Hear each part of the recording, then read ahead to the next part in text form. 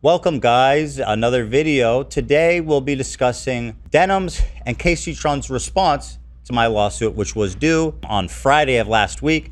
They did respond, and I'm going to go over it for you guys now. And I'm just going to put it this way. This is just a total flawless victory for us. That's how I'm seeing it, and I'll explain why. So here's the filing, and I'm only going to show Denham's because they have the same attorney, and Casey Tron's was nearly identical to Denham. So I'm just going to look at hers, and it represents both. So basically what you'll see if you scroll this is they're answering the complaint, and you're just going to see a lot of copy paste. Defendant denies. Defendant denies. Paragraph 6 contains legal conclusions with no responses required. Lots of copy pasting. It's all very just formal, kind of saying as little as possible. Answer paragraph 9, defendant lacks sufficient knowledge or information to form a belief. Essentially just saying we can't say. This one says contains legal conclusions which no response is required. Just basically not saying anything. Number 16, they start to move on to defendant denies the allegations. Defendant denies the allegations. They copy pasting. Deny, deny, deny, deny. That's the Hassan form. Look at all this. Look at this copy pasting. It's the same answer between 22 and fucking 40. Is it the same between 22 and 45, which says answering paragraph whatever 32 in this case, defendant lacks sufficient knowledge or information to form a belief concerning the truth of the factual allegations contained there within. On that basis, denies such allegations. So they copy pasted that monster of a claim 22 to 24. This is essentially an exercise in saving money and cutting every corner possible and doing as little as possible, right? That's what's happening here. Continue on, more copy pasting. Paragraph 46 to 63 says identical things. It just says paragraph 46 contains legal conclusions to which no response is required. And they copy paste that. And then they move on to copy pasting here. 65 to 70, defendant denies the allegations. 71, defendant denies the allegations. So this is essentially what this continues to be. They really don't say anything in this. Everything is like, I don't know, we don't know. We can't, how can we conclude? We don't know. Just that repeated and copy pasted like 100 times. Here's when they have now the ability to set their case forth, to explain their defense. They have claimed that our lawsuit is frivolous. Hassan has claimed it. They have claimed it. Everybody who is trying to support them, Ian Idubbbs has claimed it. They say it's frivolous.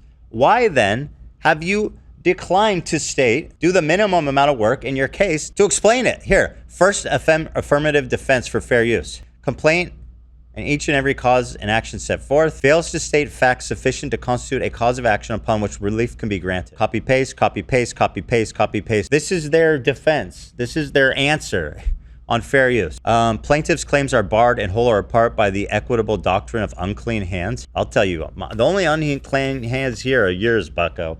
I resent that. That is actually a legal doctrine. I'm just being silly. Yeah, it's just copy pasting. I mean, it's unbelievable.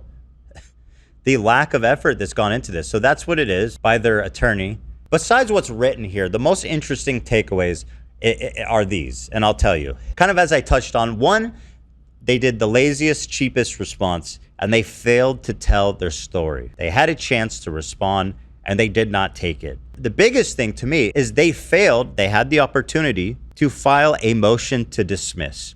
This is what you do when you believe you have a frivolous case. You're telling the judge, this is so frivolous that I'll just set the facts straight for you, and it's so obviously fair use that we don't need to waste anyone's time going any further than this.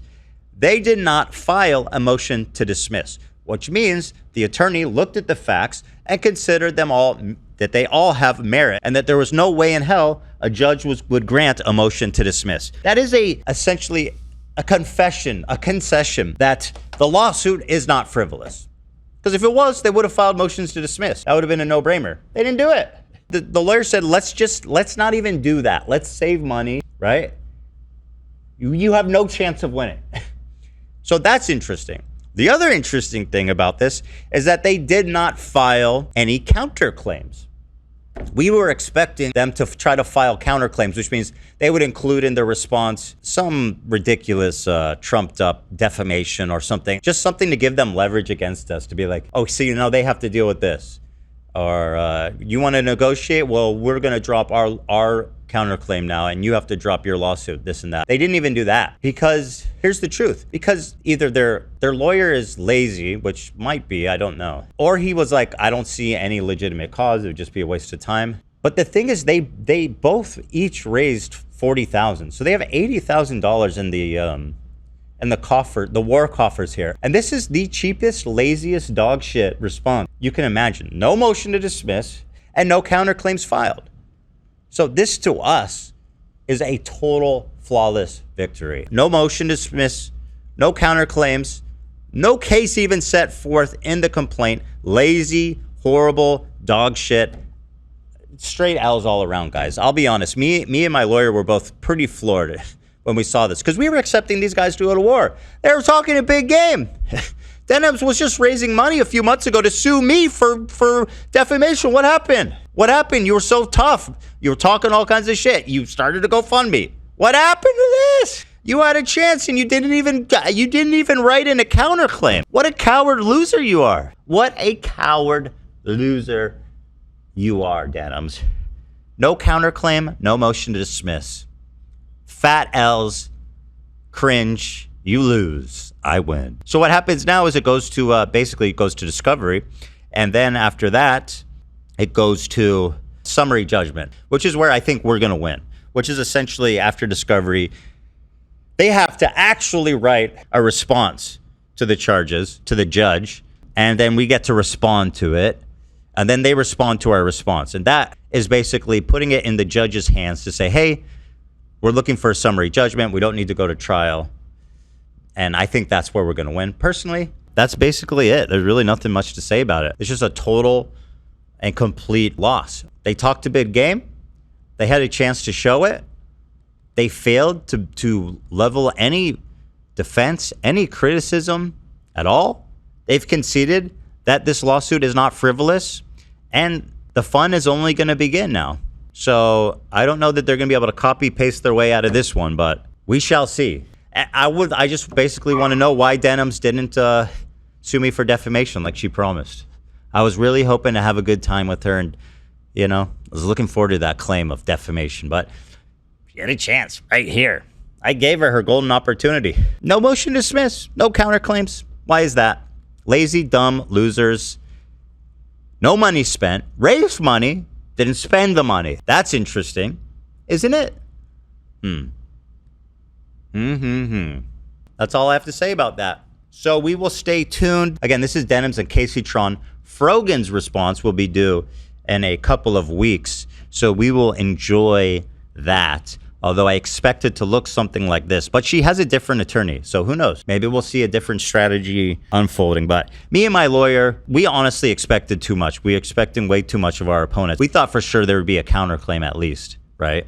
But they're dumb, and they're bad, and they're wrong.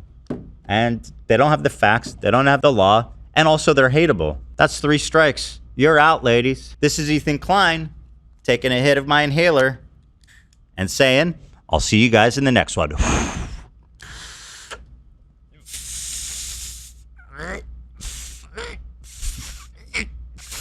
That shit hits good.